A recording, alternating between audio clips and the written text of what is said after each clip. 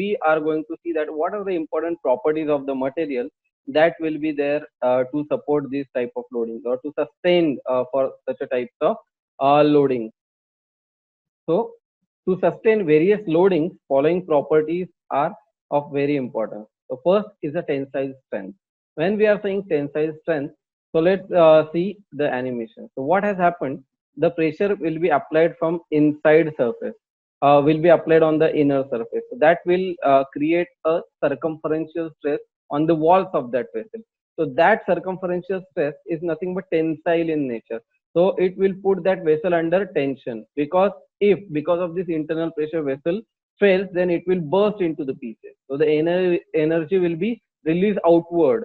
So there will be a tension that will be faced by that walls of that cylinder. So if you can see over here in that maroon color, so there are the arrows which are coming. So these are nothing but the circumferential stresses.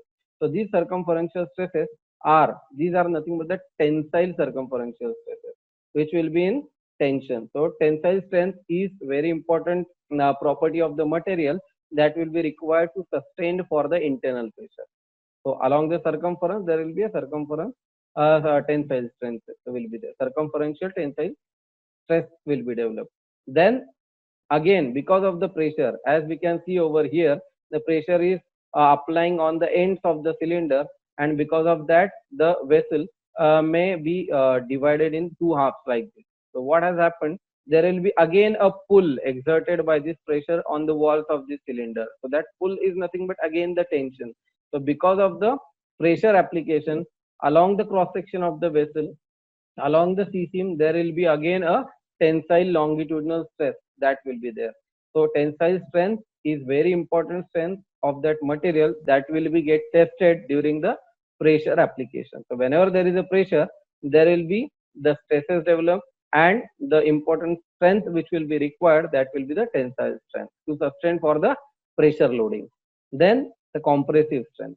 Now again, compressive strength means what? Let's say we take one example. This vessel is mounted on support lug. It is carrying certain fluid. So that fluid is also having its weight. The equipment is also carrying its own weight. So all the weight is getting applied downward like this.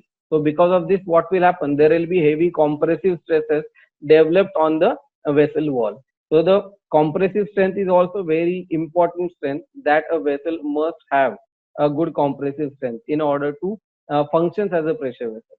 So tensile strength is important. Equally, compressive strength of the vessel is also equally important. Whenever the wind forces are coming like this, then there are chances that the vessel may get shear off. So it must be having some good shear strength. So apart from tensile and compressive strength, shear strength is also very important. So this shear strength, as we can see over here, because of the wind load, there will be shear stress developed at the cross section, and that cross section must be having, or that material must be having enough shear strength. Then bending strength. Whenever some loadings are applied like this, wind load is coming, then what will happen? There will be a deformation. There will be a bending of that column will happen. That bending is nothing but the cause effect, the cause of that loading. Because of that loading, the bending will happen. But the vessel should be able to regain its original position, and it should have the enough strength to take care of such a loading. So that bending strength is also equally important.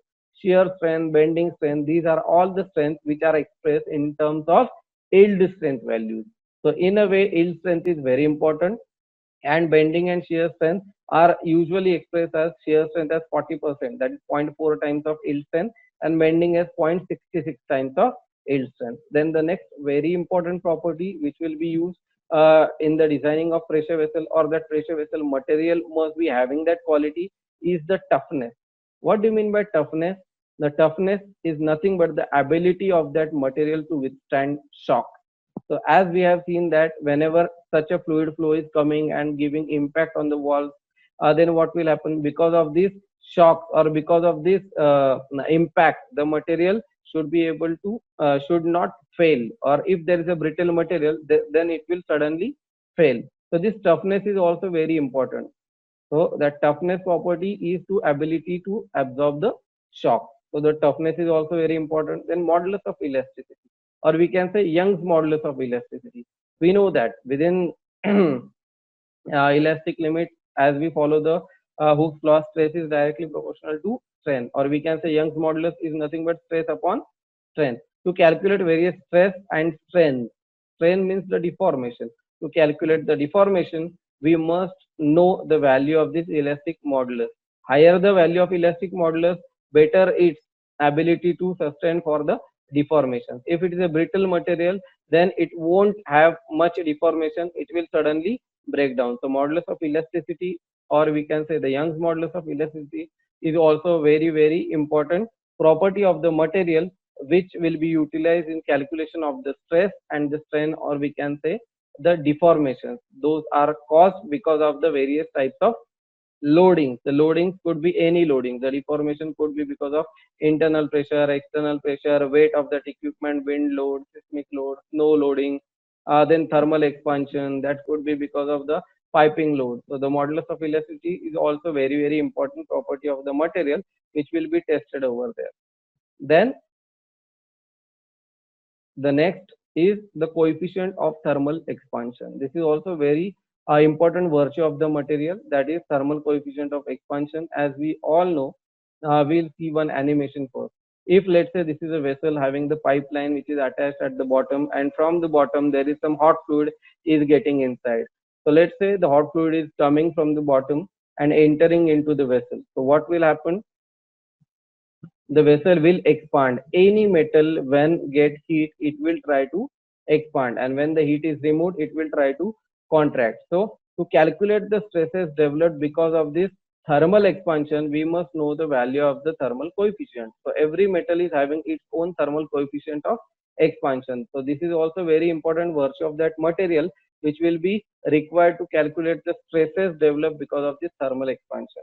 So as we have seen one example of the fixed heat exchanger, fixed tube sheet heat exchanger, the expansion caused in the tube and the expansion caused in the shell was different. So there also we required this thermal coefficient of thermal expansion to calculate the value of that amount of expansion. So the calculation, or the way we calculate this expansion, is L alpha into delta T, whereas L is the length, alpha is the coefficient of thermal expansion, and delta T is the temperature difference. So from this we will get the amount of thermal expansion, and once we got that thermal expansion, then there are formulas available from which we can calculate the stresses developed because of thermal expansion. So this is also very important property of the metal, that coefficient of thermal expansion, which will be utilized during the life of the pressure vessel. Then the Poisson's ratio. Poisson's ratio, again a virtue of the material which will be required to calculate the strains, or we can say the deformations and the stresses. E is equal to stress upon strain. Poisson's ratio is nothing but the ratio of the strain. So longitudinal and lateral strain. So the Poisson's ratio is very, very important, and that will be utilized in calculation of the strength. Then the Poisson's ratio is required as a constant in engineering analysis for determining the stresses and deformation properties of the material. So Poisson's ratio is the next important property that the material should be having. Then the ductility. Now what do you mean by ductility? Let's take one example. This is one vessel. There is some piping attached. There will be some loads which will be generated because of this piping. So I am showing this in exaggeration, that the movement of the piping, just to understand that how the loads will get transferred on the vessel wall and the nozzle. Let's say there are loads coming, so those are pushing the vessel, and if you can see in the dotted line, there will be a deformation that will happen at the junction of your nozzle wall and the shell. So what has happened, if instead of ductility, if the material is brittle, so because of the application of this loading at the junction, the vessel will automatically fail, or we can say it won't have that ductility. The ductile material, what it will do, so the ductile properties permit the local yielding, means local deformation in presence of the high peak stresses, and gives a favorable stress distribution in that region. So let's say there is some thermal expansion that is to be happen. Let's take one example. Let's say this vessel is mounted in actually site, then the piping is coming, the piping is under a certain temperature, so that temperature will allows the, or pushes the metal to expand, the piping to expand, let's say by 2 millimeters. So this piping is exerting the pressure onto nozzle to shell junction.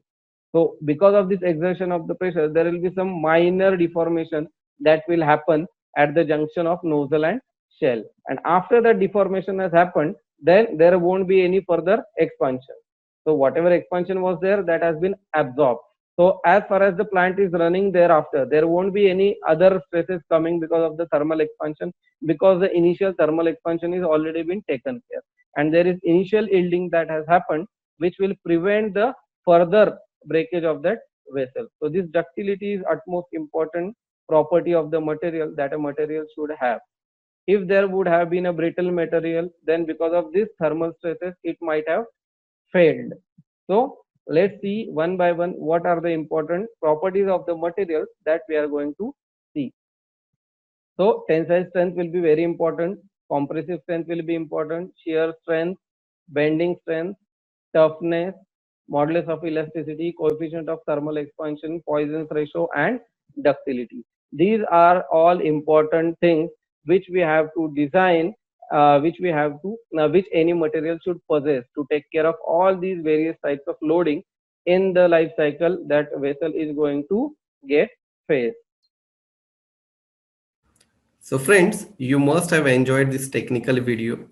Those who want to have in-depth knowledge on the subject, pressure vessel design, heat exchanger design, PV lead software training, they can opt for our training courses, for which you have to contact us on our WhatsApp number 9921229232, 9921229232. For more such technical videos, download our Android and iOS app. Download link is provided in the description below. To know more about training and how to use app, watch our demo video, link for which is also provided in the description. Don't forget to subscribe our YouTube channel Express Engineering Training Services on YouTube, and also don't forget to hit the bell icon. Happy learning. See you.